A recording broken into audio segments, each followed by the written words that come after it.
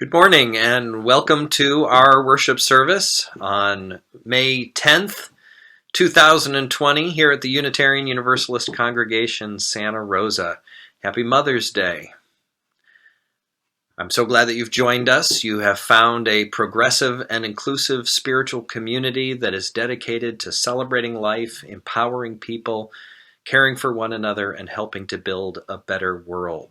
There's about 350 of us and growing at our home down here at the Glazer Center in Santa Rosa. We're glad you've joined us now. We hope you'll join us in the future when we get to come back together again. If you want to learn more about Unitarian Universalism, our community, you can visit our website at www.uusantarosa.org, or you can visit the Unitarian Universalist Association at uua.org. I hope you will share the link to this worship service, please. There are other ways to connect throughout the week. We have a live religious education experience for our children on Sundays at 9:30. We have a virtual coffee hour using Zoom at noon on Sundays, as well as gatherings throughout the week for meditation, small group discussion, and our neighborhood groups are trying to get together. If you're interested in any of that, you can call the office at 707-568-5381, or again, visit the website at uusantarosa.org. The making of a just and fair world and putting our faith into practice is an important part of Unitarian Universalism for we members of this community. We have a group of folks called the Advocates for Social Justice, whom you'll hear from in a little bit. They're recommending we turn our attention to an event called UU the Vote. If you are wondering how we're going to put our principles into practice during this pandemic, how we're going to guarantee fair and free elections in states that have been targeted by voter suppression, you might want to join this online event on Tuesday, May 12th at 7 p.m. The president of the Unitarian Universalist Association, Reverend Susan Frederick Gray, and musicians from across the country will be there. The website is visible right here. That's UU the Vote on May 12th. I want to thank everybody who's been helping us put worship together in this way. This week, our worship associate, Judy Withee, as always, our video constructor, Michael Bingham, and our musicians.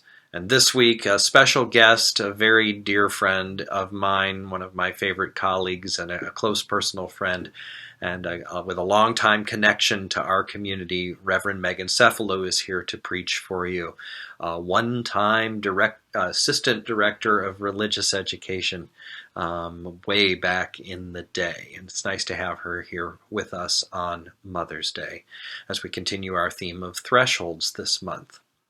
Last but not least, we cannot survive without your support. If you'd like to visit the giving page, if you can keep your pledge updated or make a donation or a one-time gift, we sure do appreciate that. Thanks for being here. Take a deep breath. May this service nourish you and feed you. May you stay safe and healthy. We'll see you on the other side.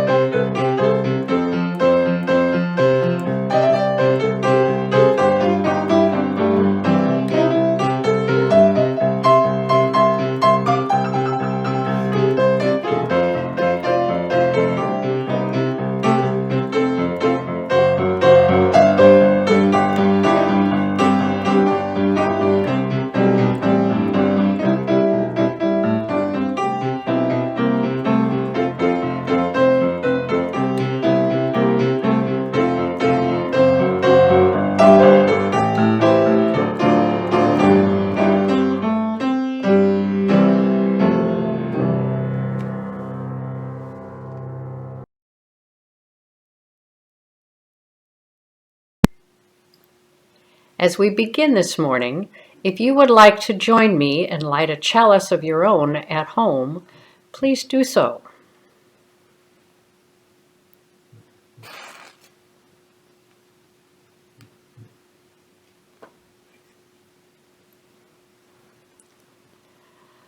Our chalice lighting words today come from the novelist WIlla Cather. Where there is great love, there are always miracles. Miracles rest not so much upon faces or voices or healing power coming to us from afar off, but on our perceptions being made finer, so that for a moment our eyes can see and our ears can hear what there is about us always.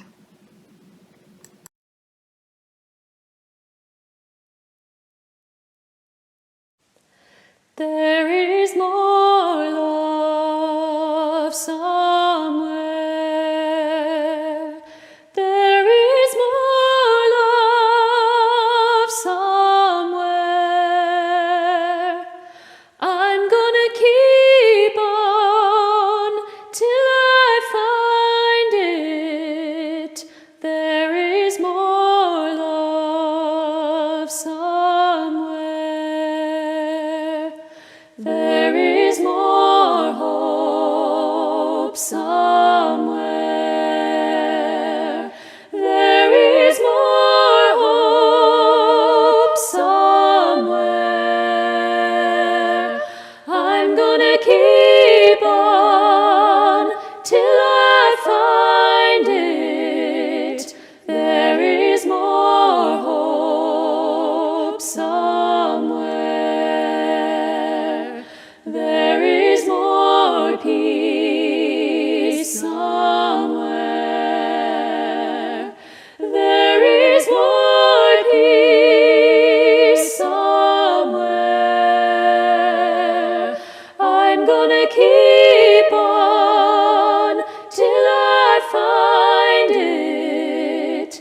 There is more peace somewhere. There is more joy somewhere. There is more joy somewhere. I'm gonna keep on till I find it.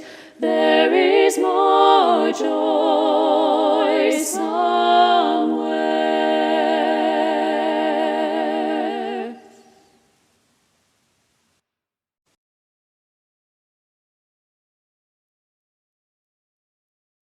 So nice to be with you all. Thank you for having me among you. It's my first videoed sermon that I've done, and I thought it was only fitting that it was for UUCSR because my very first sermon I ever preached to a congregation was also for UUCSR back in 2004 on the Stony Point location.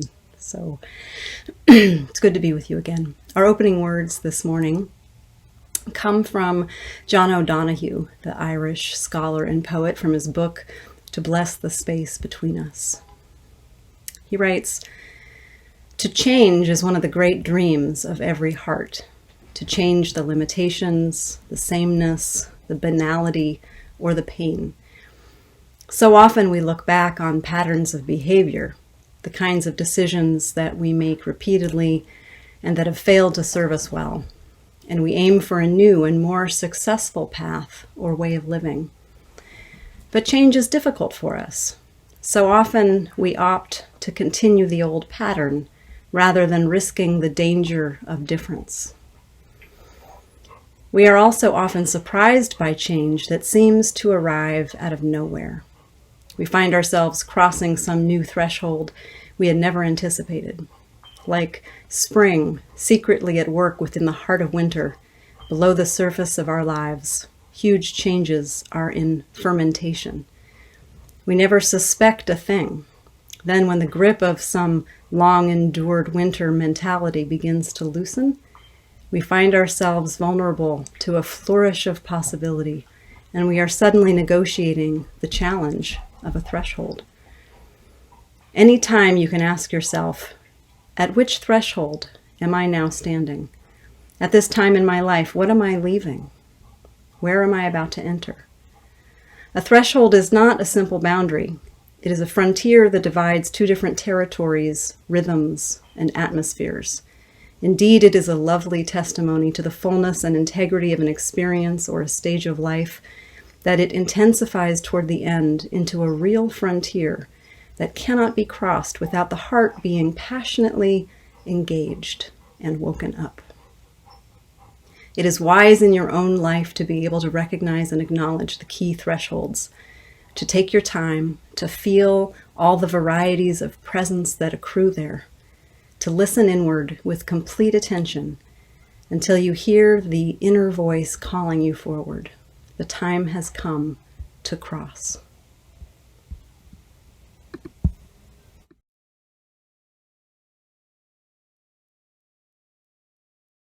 Good morning. I'm Jen Freese, your Director of Religious Education, and Owen and I are here talking about our theme for the month of May. Thresholds. Owen, what is it?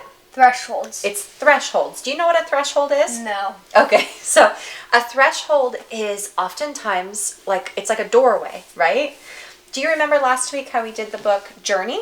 Yeah. One of your favorite books, right? Well, and there were lots of thresholds in that book, right? Where she goes through doorways to go to a different world. So thresholds can mean a lot of things. We have a threshold in our house to get into the house, right? And there's a threshold to get in. Which is kind of like a different world, because out there it's like the wind blows and it's all sunny, and here it's like all cozy and warm, and like you can fall asleep here, and like you're not outside. Yeah, right? And totally. Here, like eating. Okay, so we can also think about life having thresholds, right? Does life have thresholds? What's a threshold? What happens at the very beginning of our lives that's a threshold into life? Can you think about it? When we're born? Yeah, when we're born, right? Well, Wait, hang on a second. Let's stick with this. So what about at the end of life, is there a threshold then? Yeah. What is it? When we die. Yeah, definitely. So those are two really, really special and important thresholds. Do you know what Sunday is? Mother's Day. It is, right? And so we're going to be having a book this morning I'm going to show you in a minute that's about expecting a new baby. Do you remember when Rory was born? Yeah. What were some feelings that you had? I know you were really little. You were only 3. I can't remember. Do you remember anything about when Rory was born? Remember the morning he was born when I had to leave to go to the hospital? And I was scared. You were a little scared. Were you excited? Yeah, and scared and worried and like all sorts of feelings. Lots of feelings, right? So thresholds can kind of bring up those types of feelings, and it's really special when a new baby comes. So let's read our book, okay? And I have one more threshold. Go ahead and tell me. It's in my book. It's called the series Narnia. No way. What's the book that you're reading? Narnia. What's the first? It's the second book, but it's more of the first book. Yeah, it's like the one you start with, right? It's called The Lion. The Lion, the Witch, and the Wardrobe. Oh my gosh, and there's a threshold in that book, yeah, too. But it's not really a door. What is it? It's a wardrobe. It's a wardrobe. That's so fantastic. Thresholds are just everywhere, right? They're really cool to think about. I love that you brought that up. It's one of my favorite books. All right, let's go check out this other book. Okay. Mama's Belly by Kate Hosford. Pictures by Abigail Halpin.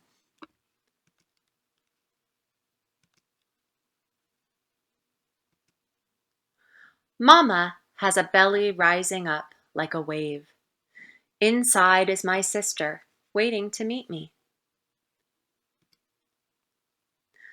Hello in there, I say. When are you coming out? I put my ear on Mama's belly and listen for an answer, but all I hear is the beating of Mama's heart. I sing to my sister. Did you see that kick? Says Mama. I think she likes your song. Does my sister know me already? I ask. Just your voice, says Mama, but soon she will know the rest of you as well. Will my sister have freckles? I ask. Not right away, says Papa, but maybe after a few summers by the lake. Mama finds a picture of me 1 day old. I'm looking right into her eyes. Soon, I will look right into my sister's eyes and say, "Welcome to the world. I'm here to love you." If my sister cries, I will rub her back in tiny circles. When she needs a bath, I will wash her belly until it shines. It's time for my nap. When my sister comes, do I have to share my blanket? I ask. Mama hugs me. That blanket will always be yours, she says, but let's make another one for your sister. Papa cooks dinner. Mama's belly is making her grumpy. I haven't seen my toes in weeks, she says. I count Mama's toes. 10, I say, just like before. I can't crawl into Mama's lap anymore. It's disappeared. Will your lap ever come back? I ask. Mama runs her fingers through my hair. After your sister is born, I will have a lap again. Mama is too tired to play with me. Her back hurts. Can you make me a picture while I rest? She asks. I draw Mama a magic energy machine. Papa helps me hang it on the wall. I think it's working already, she says. Let's take a walk by the lake. The sky is dark and the air is cold. The big moon shines on the water. Mama and Papa wrap me in their arms. Mama snuggles with me before bed. Would you like to rest your head on my belly? She asks. Her heart beats like a slow drum. When my sister comes, will you have enough love for both of us? I ask. More than all the stars in the sky, Mama says. She rubs my back in tiny circles. I stretch my arms around her belly until I'm hugging Mama and my sister at the same time.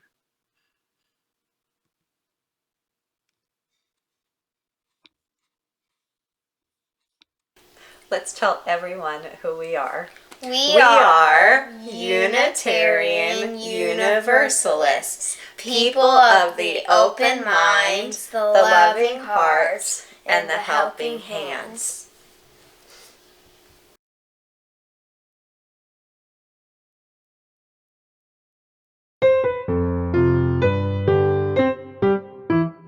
One, each person is worthwhile. Two, be kind in all you do. Three, let's help each other grow. Four, keep searching for the true. Five, each person has a say. Six, work for a peaceful world. Seven, the web of life's the way that will bring us back to you.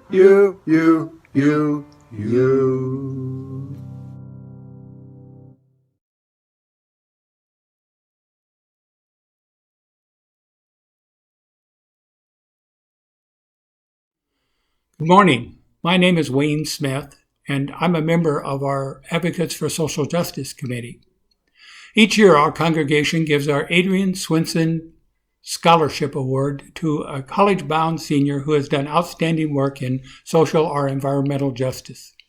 This is a $1,000 scholarship, and students apply for it by submitting a 750-word essay describing their work. We give this scholarship to encourage young people into activism, to develop future leaders, and of course to honor Adrienne. Adrienne Swenson was a longtime member of our congregation and a tireless worker and advocate for social justice in our community, in our county, and in our state. She was one of the founders of the Peace and Justice Center of Sonoma County. I'm pleased to announce that this year's scholarship winner is Serena Nordstrom Miranda from Roseland Collegiate Prep High School here in Santa Rosa. We had 11 essays, all worthy applicants. We wish we could have given 11 scholarships, but of course we had to select one. We look for many things when evaluating these essays. The scope of the work, the impact. We look for teamwork and leadership. But more than anything else, we look for passion. And Serena's essay communicated a deep passion and commitment to social and environmental justice, worthy of Adrienne's successor. The following video, recorded by Serena, will introduce you to this new young justice worker. Thank you. Hello everybody, my name is Serena Nordstrom Miranda and I'm a senior at Roseland Collegiate Prep. I want to take the time to thank you all for being here and for taking the time out of your day to listen to me and what I have to say. Even though I can't be here in person, I'm glad to be able to share this platform with each other. I also want to say how much of an honor it is to receive this award and scholarship in memory of Adrienne Swenson. She continues to be an inspiration through her legacy and continues to inspire young women like myself interested in pursuing student activism. To tell you a little bit more about myself, I am Peruvian American. I was born here in California, in Petaluma, but my mom is from Peru. She immigrated to Peru from Peru when she was 19 years old, and she studied English at a community college, and she was going on to pursue nursing at Santa Rosa Junior College. While she was pursuing nursing and she was serving the U.S. Army, she still was able to manage that and taking care of 2 kids full-time. She's my biggest admirer. I really look up to her and find her as my inspiration to keep going. To tell you a little bit more about my work, I started at the Junior Commission on Human Rights. The Junior Commission on Human Rights is a platform or organization that students are able to go to perform projects and committees based on the issues that they really care about. Starting in the junior year, I've been on the Immigrant Rights Committee because I'm very passionate about immigrant rights. And last year, I was promoted to chair. On the Immigrant Rights Committee, we did art, we did murals, in collaboration with Art Star and a local artist named Meghan. And she was super nice. She was on the commission with us, and she was able to really put her twist and involve art with activism. So it was really, really nice to work with her. We are currently in the works of doing a virtual event for immigrants in Sonoma County and farm workers to raise money through art and through selling art. We will have motivational speakers and lawyers there to speak with us to give resources to immigrants. I was also in New Gen Peace Builders. New Gen Peace Builders is an organization that lets students create a peace project with their peers.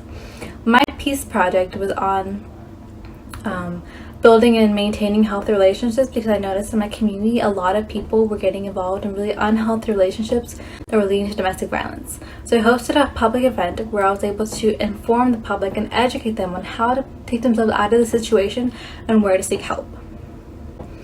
My biggest accomplishment was also when I was in Mecha and I was able to build a community garden for the underprivileged community in Moreland. Moreland is a community that lived Andy Lopez, who was a 13-year-old victim to police brutality, and I was able to bring community that went through such a trauma and for them to really engage with each other and to bring community access to healthy foods options and vegetables. So from now going on, I will be attending UC Berkeley on a pre-med track. My biggest dream is to become a dermatologist and serve underrepresented communities. Dermatology is a healthcare very looked over for people who are low income. People don't think they need it. People don't think it's a necessity, but I really do think it's a necessity, and everyone should have access to dermatology treatments, no matter your economic status, your race, your gender. Everyone has the right to healthcare, and healthcare is a right. And so that's what I'm trying to do with my business and with my clinic. And so also next year I'll be participating in the Suitcase Clinic, which is an organization that provides services and resources to the large homelessness population in Berkeley. So I just want to say thank you all for listening to me a little bit and to get to know me a little bit and what I do and what I plan to do. And hopefully I can hear back from a lot of you. Or if you have any questions about my event that happened, feel free to message me. My email is serenanordstrom@gmail.com. Thank you.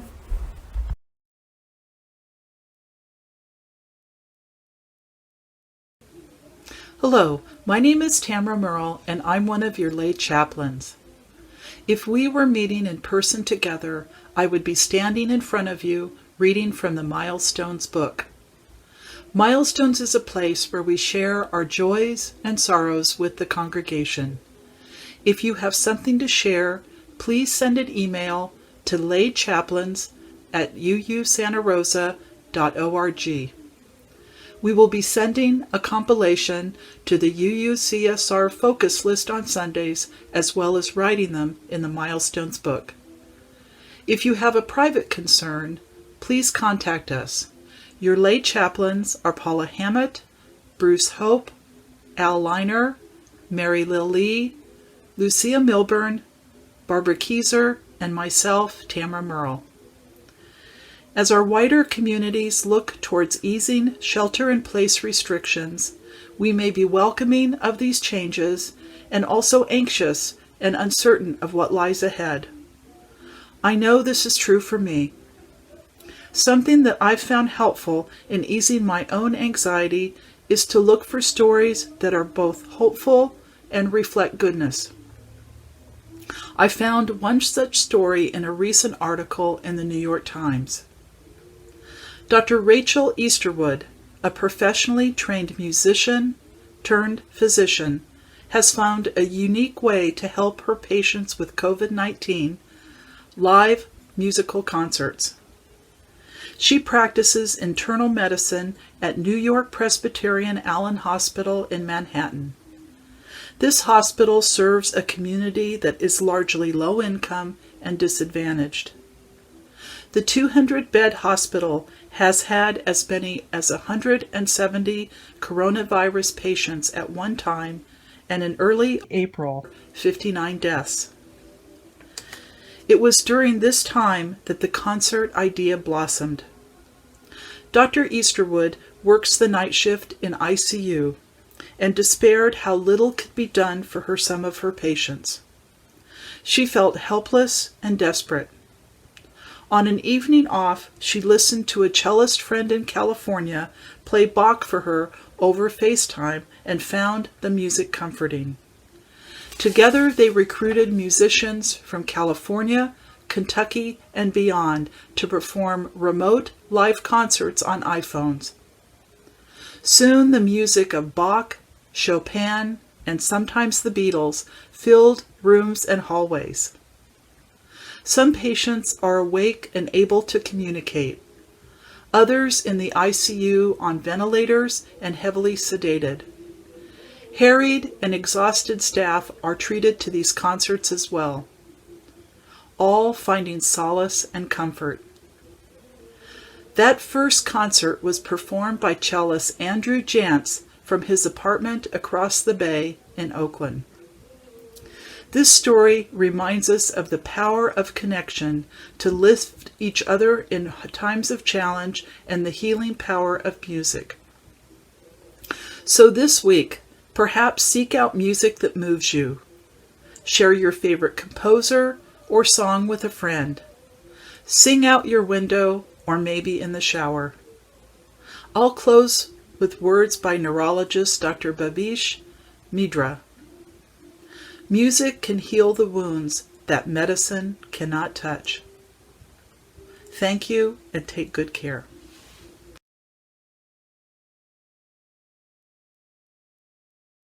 Ave Maria.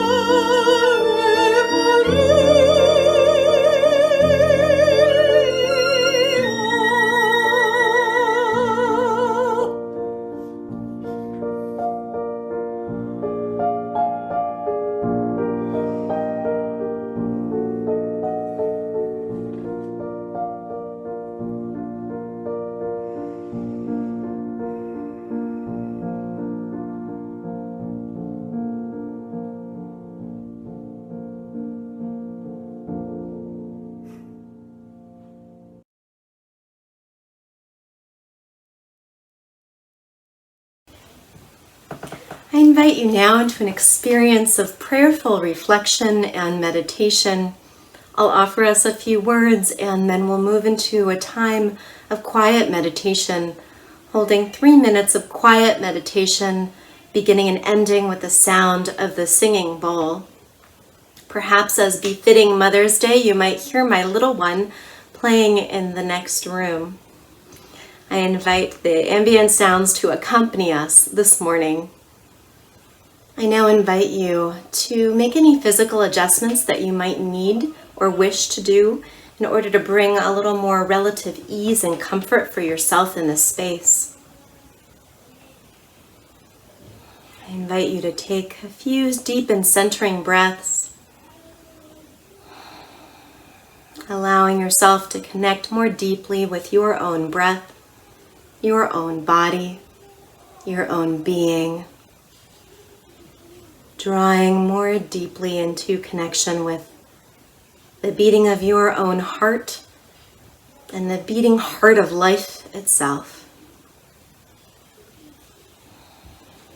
Spirit of love, spirit of life, sacred mystery known by so many names.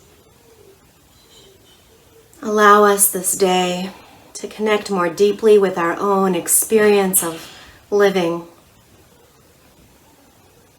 Help us to listen deeply to the stirring within our own human heart. Today we honor and acknowledge the mothers among us and the mothering relationships in all of their many forms.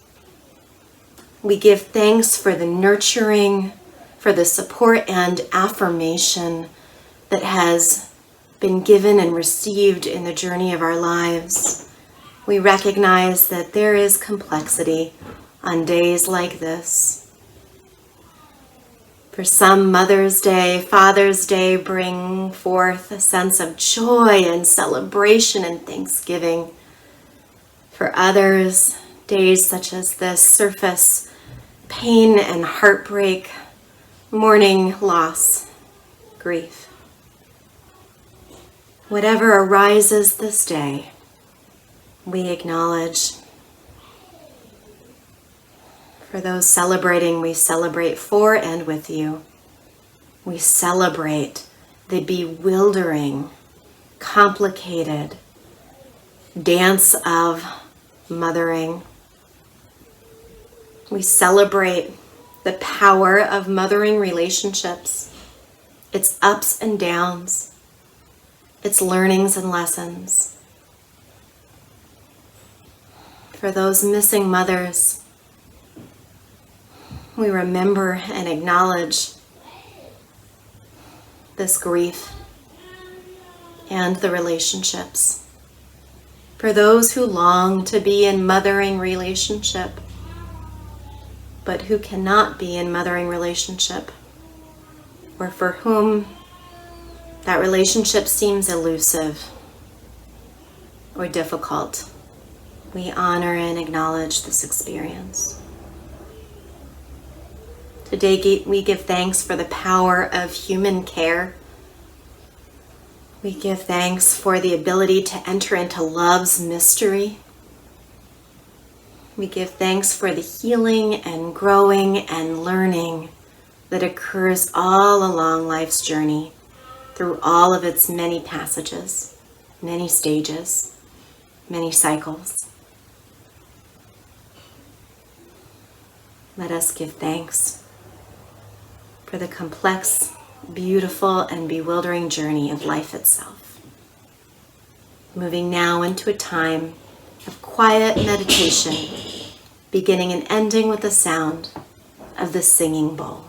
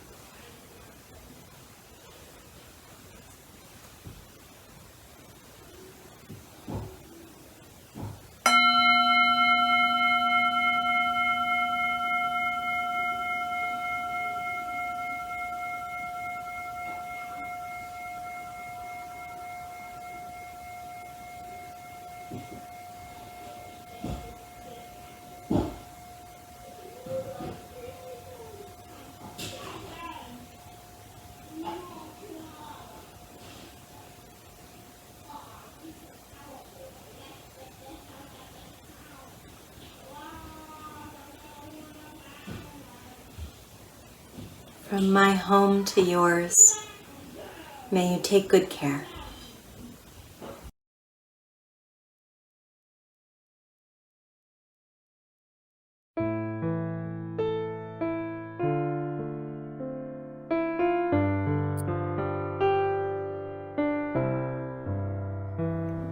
Spirit of life, come unto me. Sing in my heart, o'er the stirrings of compassion. Blow in the wind, rise in the sea, smooth in the land, giving life the shape of justice, roots folding close, wings set me free. Spirit of life, come to me, come to me.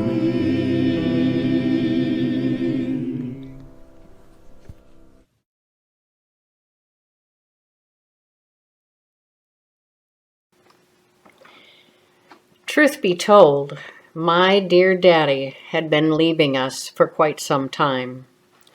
It was getting harder and harder for his 94-year-old body to get out of bed each morning, even with the constant loving care of my mom, his wife of 72 years. His long list of physical ailments included diabetes, heart disease, 3 knee replacements, a hip replacement, and 9 stents in his heart. Toward the end, he was virtually deaf, so we had to write down everything we wanted to say to him on a little whiteboard. But most of the time, conversations just swirled around him, leaving him increasingly isolated in his own small world. As his body had failed over the years, and he'd had to give up hiking, driving, singing, and so much more of the robust, active life that had defined him, I never once heard him complain. At each stage, he accepted the new limitations with such grace and dignity. It was truly remarkable. But he was so weary, and I think finally ready to cross the ultimate threshold and leave his body and this world behind. So it was really no surprise when I got the call on February 16th saying that he was being moved into a hospice facility and that I needed to get to South Dakota as soon as possible. When I walked across the threshold into his hospice room the next morning, I didn't know that I would leave 2.5 days later in a profoundly different place. The Irish poet and scholar John O'Donoghue writes, "A threshold is not a simple boundary. It is a frontier that divides 2 different territories. Indeed, it is a lovely testimony to the fullness and integrity of an experience or stage of life that it intensifies toward the end into a real frontier that cannot be crossed without the heart being passionately engaged and woken up."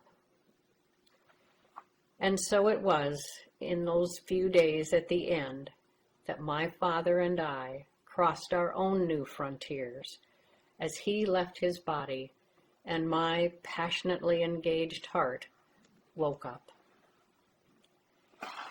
Words are inadequate to describe the breadth and intensity of emotions that were present in that hospice room as we accompanied my dad on his final journey.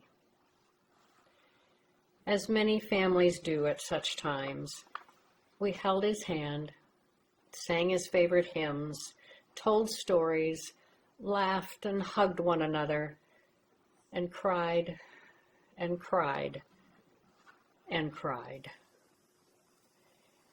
The pain of watching my mother say goodbye to the man that she had been in love with since she was 14 was gut-wrenching. I have never felt so close to my brother as he let down his guard to say farewell to the man that he admired most in the world. And I struggled to let go of the man who'd been the wind beneath my wings since the day I was born. As I took my dad's hand and told him it was okay to leave when he was ready, I thought my heart might burst with the exquisite pain of losing him and my deep love for him being felt all in the same moment. I didn't know that my heart could be so vast and hold so much. I crossed the threshold into new territory. Cahill Gibran said, "The deeper that sorrow carves into your being, the more joy you can contain." Perhaps the greatest gift my father gave me is a capacity for great joy, a joy born of his unconditional love and the acute sorrow of losing him. My heart broke the day he died. It broke wide open. It became a spacious vessel for living more deeply and loving beyond boundaries. I am profoundly grateful for having been his daughter.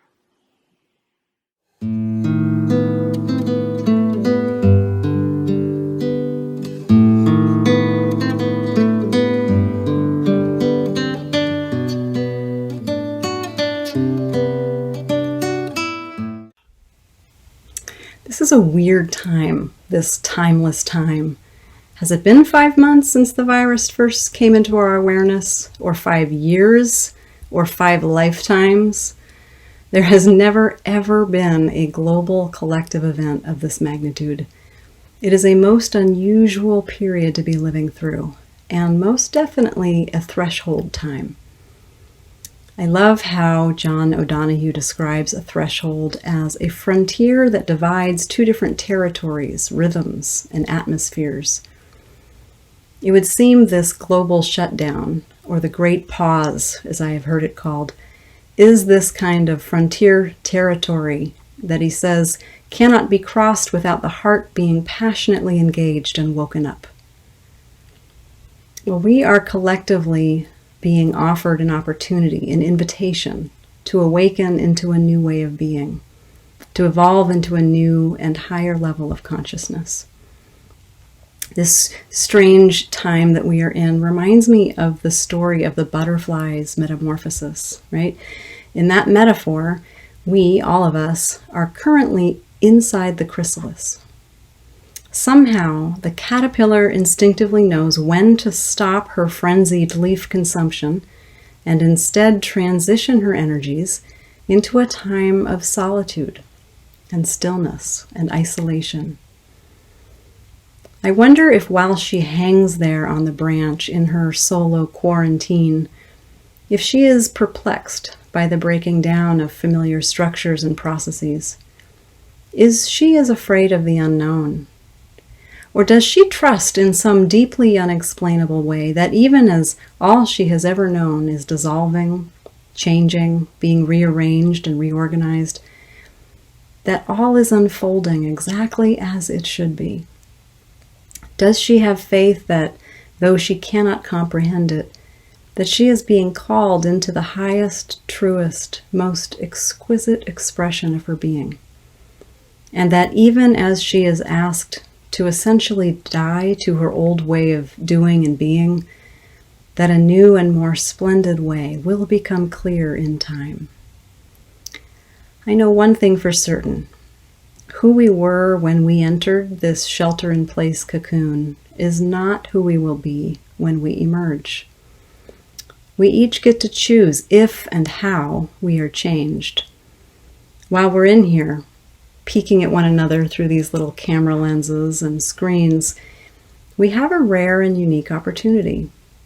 This pause, this slowdown, this halting of frenzied consumption and outward activity is an invitation on a global scale to put down our devices, to breathe deeply, and to notice the present moment. To see and feel and experience what is real and true and happening right now. In this quiet, we can choose to direct our awareness inward, to our heart, to our relationships, to our inner sense of stillness and joy and peace. We can use this time to remember who we truly are, unlimited spirits, temporarily housed in bodies, and to nurture and tend our oneness with the source of life and love. A year ago, I felt Spirit nudging me to pretty intensely to transition my work away from parish ministry into one-on-one spiritual counseling. So I left the church that I'd been serving, and I was in the process of setting up my counseling practice last fall when it suddenly became abundantly clear that my mother, who has dementia, needed live-in care. So in November, my husband and I shed our local obligations and most of our belongings and moved to Petaluma into my mom's house with her. The choice itself was an easy one, actually. Chris and I both knew instantly by the way that our eyes teared up when we were talking about it, that surrounding her with love of her family was absolutely the right thing to do. I wanted her to get hugs and feel loved every day for the rest of her life. But the process of learning to cohabitate harmoniously is another story altogether. This has been the greatest spiritual growth opportunity of my life thus far, and I don't say that lightly. Like other people, I have been through major grief. I have suffered huge losses and faced down vocational and relationship challenges that even in the retelling have caused my friends and colleagues to blanch in horror. But I am immensely grateful for the trials and tribulations, as each one has given me a unique and particular opportunity to grow spiritually. I see spiritual growth as the process of becoming unbotherable by the various vicissitudes of life. I offer up to God, you can call it your higher self, the source of all life, love, all that is. I offer up the sharp edges of my personality to be made smooth as a tumbled river stone. So each upset that I've experienced in life has been an invitation for me to question long-standing habits of thoughts and beliefs that no longer serve me. And the basis for my practice is forgiveness. And by that I mean letting go of the meaning that I have made of things. So I've let go of attachments to long-cherished ideas about romantic love and the right way to behave in a friendship. I have released my resistance to what is happening at any given moment, and with that, my need to control things. I've let go of my need to be right most of the time. And I can even disappoint the people that I love without feeling like I've done something wrong. But I realize now that all of it, all of the growth that I have done up until this moment was mere warm-up for the challenge of living with my mom. Don't get me wrong, I love my mom to pieces. Hi, Mom. And we have a playful and loving relationship and always have. But we haven't lived under one roof for 30 years, and now with her dementia, her focus has narrowed and her ability to track conversations and complex thoughts has diminished. And all of that is upsetting to her, of course, and it is upsetting to me. As many of you know, it is very hard to recognize and accept these changes in our elderly parents. And now, with the shelter in place, we are all spending way more time together. And then there's simply the fact that she's my mother. All of our core issues stem from our initial relationships with these people who raised us. I think it might be safe to say that nobody pushes one's buttons as swiftly and as deftly as one's own mother. I have done so much work over the years, but I realize now that no matter how unbotherable I have become under normal circumstances with every other human I encounter, no matter how few ego triggers I still have, somehow all of the ones that I do still have left have my mom's name on them. And this is what is breaking my heart. Let me tell you a story. A few weeks ago, I went to wash a dish and discovered that my mom had replenished the little built-in soap dish, the dish soap pump, the one by the faucet. She had replaced it with soft scrub. And so when I realized what had happened, I was so surprised and dismayed and annoyed that I raised my voice and I said, "Mom, you can't just put whatever you want to in the dish soap container. All these bottles under the sink are not interchangeable. Soft scrub is for scouring the sink. You only put dish soap in the dish soap container." I was still ranting and dumping out the soft scrub when I caught the look on her face as she slunk out of the kitchen. And I felt terrible.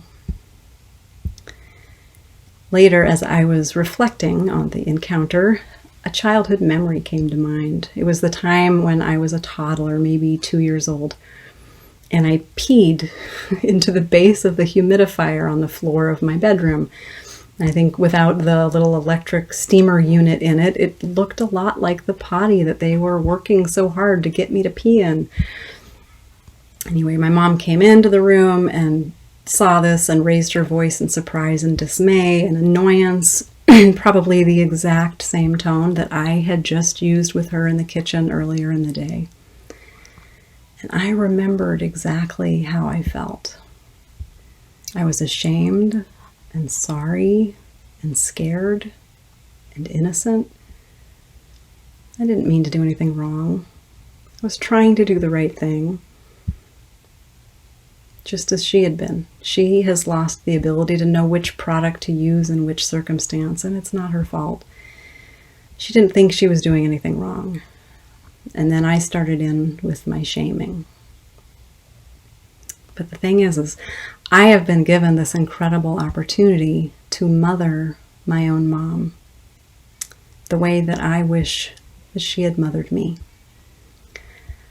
I wish I would have said in a calm and understanding voice, "Oh, Mom, this isn't the right product to put into the pump. Soft scrub isn't ideal for cleaning our dishes, and it's harsh on our hands. Here, let me show you what we should use instead." Just like I wish that she could have said to me back in 1974, "Oh, Maggie, that's not a potty. I know it might look like the one you use, but it isn't.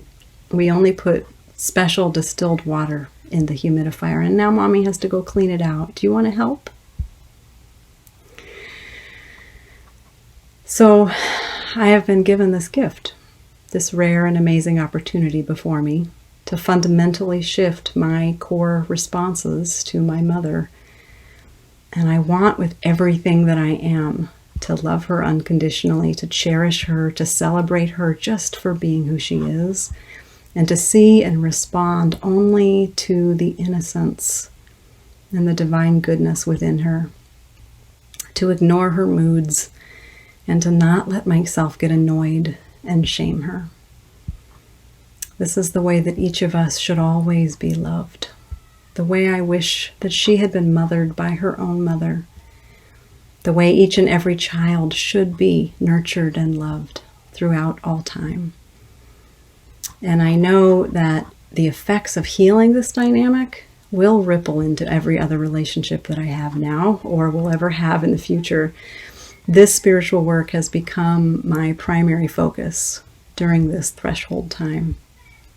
And I have a feeling that many of you are finding yourselves suddenly face to face with issues that you were more able to ignore in the busyness of your life before the shutdown. Whatever it is that you've been neglecting or putting off dealing with is now staring you right in the face.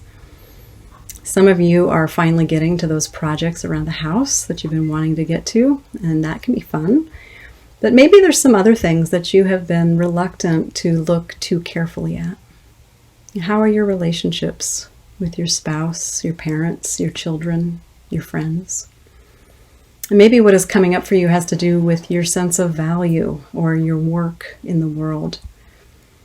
And maybe you have been doing this work and you're well on your way to discovering and implementing what it is that most brings you joy, makes you feel creative. But when we each work on healing ourselves, our minds, our hearts, our ways of thinking, only then will the world be truly transformed. We will build the world that we dream about, but only when each of us has become a more clear channel for love. We simply cannot build a new system with the same consciousness that allowed the old systems to flourish. So through this work of raising our vibration, coming into more consciousness, we will be better able to rebuild the systems so that they are heart-centered and compassionate and truly benefit people's lives, honor their spirits.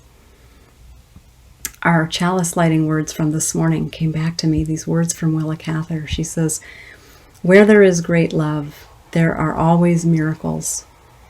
Miracles rest not so much upon faces or voices or healing power coming to us from afar, but on our perceptions being made finer, so that for a moment our eyes can see and our ears can hear what there is about us always." May we use this threshold time to refine our perceptions so that we can begin to notice and really take in the beauty and the love that is surrounding and upholding us at all times. Let this time of shutdown recalibrate our hearts so that we become intolerant of anything but unconditional love.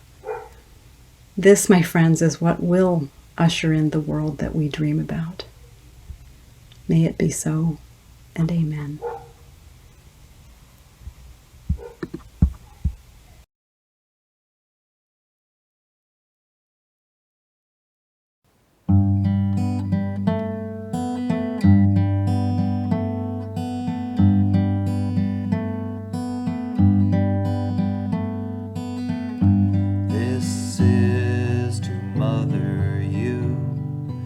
Comfort you and get you through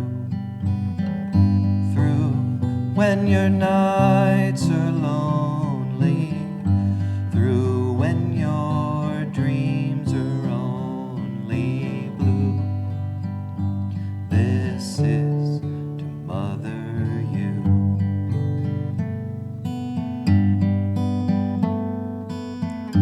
This is to be with you, to hold you and to kiss you too. For when you need me, I will do what your own mother tried to do, which is to mother you.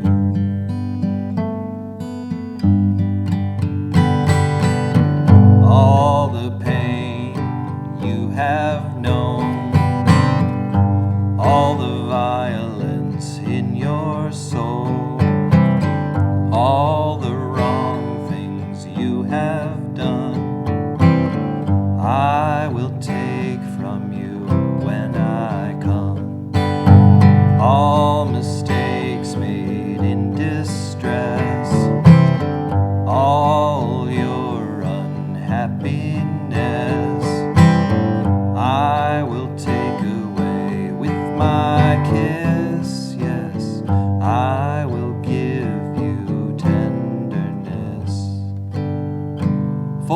child, I am so glad I found you. Though my arms have always been around you.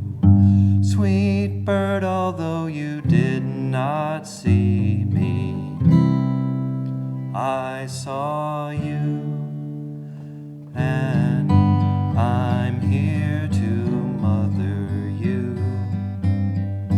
comfort you, and get you through when your nights are lonely, through when your dreams are only blue. This is to mother you.